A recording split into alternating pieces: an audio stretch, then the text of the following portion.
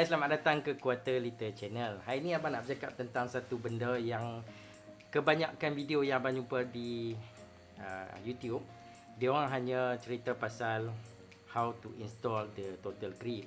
Tapi hari ni kita nak cakap tentang apakah keperluan total grip dan perlukah kita tukar total grip dekat motosikal kita. So semuanya kita akan kupas dalam video kali ni. Tapi sebelum abang nak teruskan video ni guys, apa kata kita bagi laluan dulu untuk bumper ini.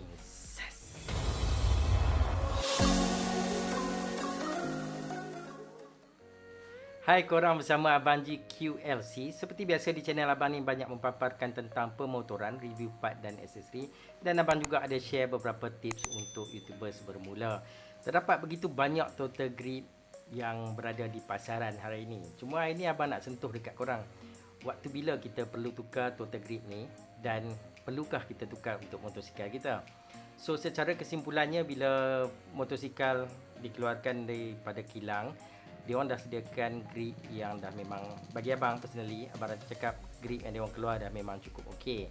Tetapi tengok bagaimana kegunaan korang. Kalau korang guna untuk setiap hari untuk korang ride, so abang rasa grip yang dikeluarkan oleh factory sudah cukup memadai. So total grip ni ada juga company-company yang membuat tayar juga mengeluarkan total grip ataupun handle grip ni. Tetapi ada yang bercakap kalau manufacturer daripada company yang buat tayar, of course dia orang punya material ataupun getah yang dia orang gunakan untuk grip ni adalah lebih baik. Tapi abang rasa tidak, sebab setiap manufacturer yang buat grip ni dia orang telah mempunyai satu standard yang mana kualiti itu bergantung kepada harga. Okay guys, so kita bercakap pasal total grip lagi. So total grip ni kalau korang tengok, dia orang buat total grip ni mesti mempunyai grip yang di bahagian atas ni. Fungsi grip ni guys adalah untuk korang bila korang pegang korang punya throttle, grip ni dapat membantu untuk korang tak slip waktu korang total grip. Kalau grip ni korang tengok dengan lebih dekat, setiap grip dia mempunyai structure yang tertentu dan fungsi yang tertentu. Dan setengah structure dia lebih kepada untuk touring, dan setengah structure dia lebih untuk memandu secara agresif. Contohnya korang nak ke track dan sebagainya. So kalau kita bercakap total grip yang lebih relax ni, biasanya motor-motor touring, Harley Davidson dan sebagainya, korang akan tengok dia total grip akan lebih gemuk di bahagian getah ni. Okey, supaya bila korang bawa motosikal, korang letakkan korang punya tapak tangan ni, korang punya palm, dia tak akan mengakibatkan korang lenguh ataupun sakit di bahagian sini dalam waktu korang ride dalam jangka masa yang panjang ataupun yang lama. So total grip kalau korang tengok yang bersifat lebih lembut, dia punya getah ataupun corak dia ataupun dia punya ketimbulan getah tu memang nipis-nipis, dia lebih sesuai untuk gripping yang lebih maksimum. Which is kalau korang nak bawa secara agresif ataupun yang ke track, dia lebih sesuai untuk memilih grip yang mempunyai getah yang begitu kecil, tetapi dia mempunyai banyak jalur-jalur yang banyak supaya korang tak ada slip di bahagian ni. So yang kedua, apa fungsi total grip ni selain daripada total grip original kalau korang nak tukar ke aftermarket? Of course, sebab bahagian getah ni bila korang dah pakai certain time dalam jangka waktu yang lama, korang kena hujan, kena panas dan sebagainya, getah-getah ni dia akan mula mengeras. So bila dia keras, korang akan dapat rasa vibration engine ataupun impact daripada korang riding tu. Korang akan rasa vibration dekat tangan korang akan lebih kuat. Dia akan absorb korang punya vibration ataupun tekanan waktu korang bawa. So apabila dia keras, korang akan terasa sedikit vibrate dan korang akan mula rasa tangan korang sedikit sakit dan juga lenguh. So yang ketiga, kenapa korang perlu tukar total grip korang? Sebab bila total grip korang dah pakai dalam jangka masa yang lama, total grip korang akan lusuh, akan mula nampak buruk. So trust me, kalau korang tukar total grip baru, korang akan dapat feel, perasaan riding korang akan berbeza, dan juga looking ataupun pandangan motosikal korang akan nampak berbeza. So bila dah nampak lusuh, korang tukar, korang akan nampak motosikal korang lebih handsome, lebih cantik.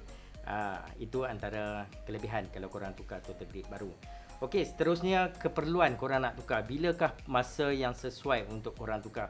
Mudah je guys, benda ni orang cakap dia tak ada satu-satu time ataupun masa yang sesuai untuk korang tukar. So apa yang abang boleh advise dekat korang, korang tukar bila korang rasa grip di motosikal lama korang dah mula keras. dan korang selalu pegang, kemungkinan akan slip.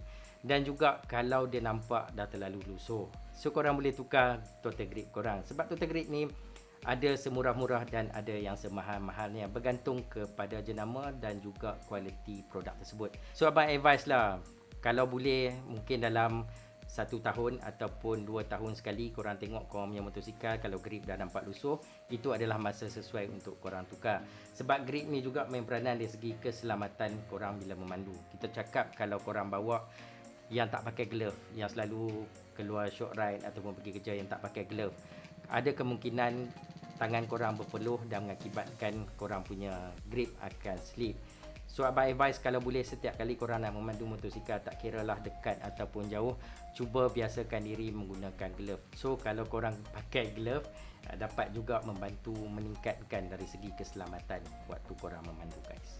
So itulah beberapa tip yang abang nak share dekat korang tentang kepentingan menggunakan total grip baru ataupun tukar kepada total grip baru. So kalau korang yang dah tukar total grip, korang boleh share di ruang komen jenama apa yang korang pakai dan berapa lama setiap kali korang tukar total grip motosikal korang. Korang boleh share di bahagian komen di bawah, insyaAllah dapat membantu pembaca-pembaca ataupun penonton lain mendapat manfaat daripada perkongsian anda. So abang rasa itulah serba sedikit perkongsian abang untuk hari ini. So kalau korang rasa video ni bermanfaat, please consider to subscribe abang punya channel dan jangan lupa tekan butang loceng untuk dapatkan notifikasi setiap kali abang ada upload video-video terbaru. Dan korang juga boleh follow abang di semua sosial media, di Facebook, Instagram, Twitter, blog dan sebagainya. So jumpa korang lagi di lain video. Assalamualaikum, Quarter Liter Channel. Bye guys.